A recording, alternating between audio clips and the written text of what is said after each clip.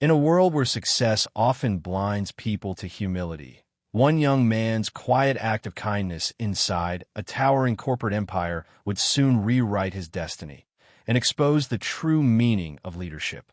This is the story of Ethan Cole, a modest intern whose heart was far richer than his salary, and a man everyone ignored, Mr. Harris, the janitor no one cared to know.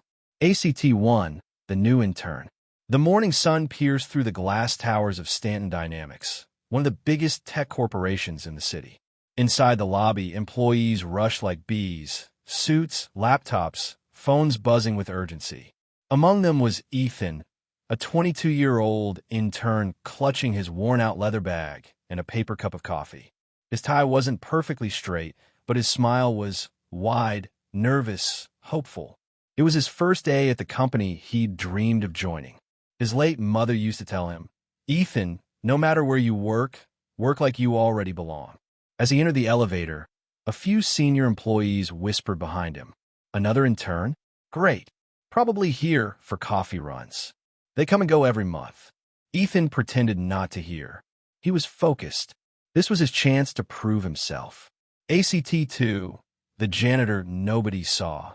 That morning, while exploring the office halls, Ethan noticed an elderly man in a faded blue uniform mopping the marble floor. His movements were slow, careful, like someone who'd worked his whole life serving others. A group of young analysts brushed past him, spilling coffee near his mop bucket. "Watch it, old man," one of them barked.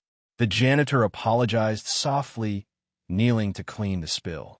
No one helped, except Ethan. He knelt beside him, taking the spare cloth and wiping the mess. "Ethan, let me give you a hand, sir." Janitor, smiling weakly, "Oh, you don't have to do that, son." "Ethan, it's okay. My mom always said, respect doesn't wear suits." The janitor looked at him, surprised. Few ever spoke to him with kindness. "Janitor, you're new here, aren't you?"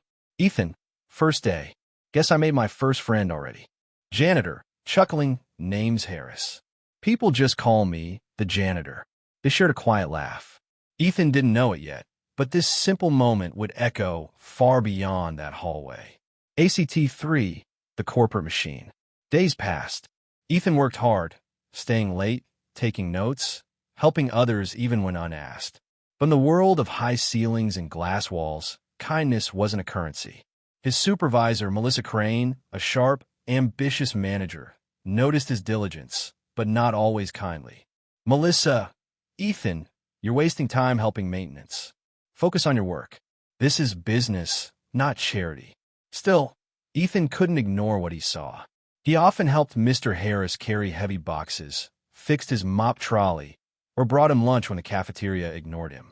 Meanwhile, whispers floated through the office. Why is that intern always talking to the janitor? He's probably trying to look good for HR.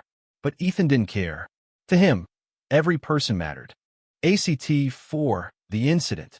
One Friday afternoon, the company prepared for a massive investor presentation. The CEO, Mr. Stanton, was overseas, and everything depended on the video conference running smoothly. Melissa was nervous. "Everything must be perfect," she barked.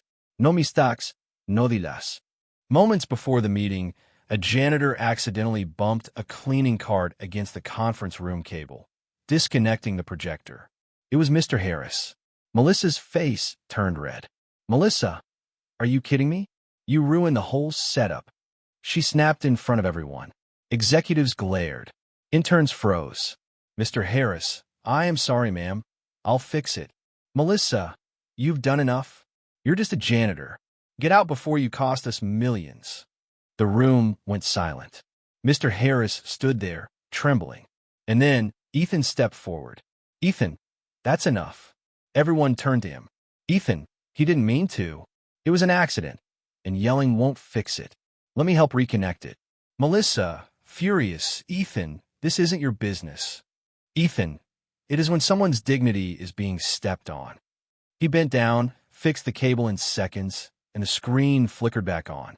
The meeting resumed, but the room was thick with tension.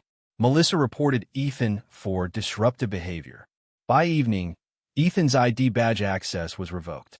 Security escorted him out. As he left, Mr. Harris tried to stop him, eyes filled with guilt. Mr. Harris, son, I'm so sorry. Ethan, smiling sadly, don't be. I'd rather lose my job than my humanity. ACT 5, the call. The next morning, Ethan was jobless. Sitting in a small cafe, he wondered if doing the right thing was worth it. His phone buzzed with a private number. Voice on phone.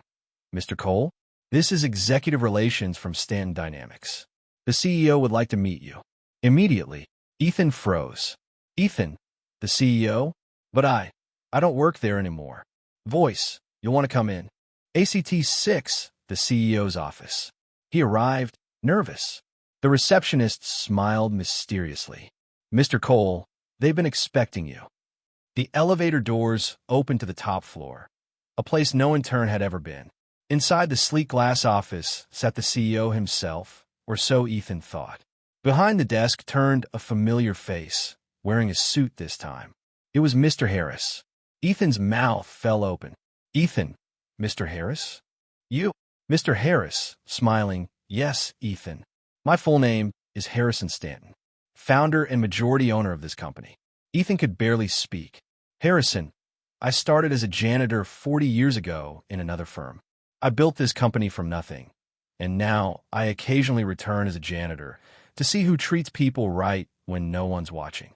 He stood, walking toward Ethan. Harrison, out of hundreds here, you were the only one who saw me, not as a uniform, but as a human being. Ethan, I didn't do it for any reward, sir. Harrison, smiling, that's why you deserve one. He handed Ethan an envelope.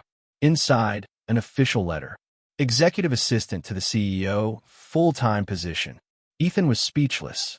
Harrison, you stood for what's right. That's leadership. This company needs more of you. ACT 7, the lesson. News spread across the company like wildfire. The same employees who mocked Ethan now whispered in disbelief. Melissa was demoted. The others avoided his gaze. As Ethan walked through the office that morning, now wearing his new badge, Mr. Harrison nodded at him from afar, proud and silent. Narrator. In a world obsessed with power, Ethan chose kindness. And that choice turned him from an intern into an inspiration. Indi moral. Kindness is the language the heart understands and power respects. Never underestimate small acts of good, for sometimes the person you help today might be the one writing your tomorrow.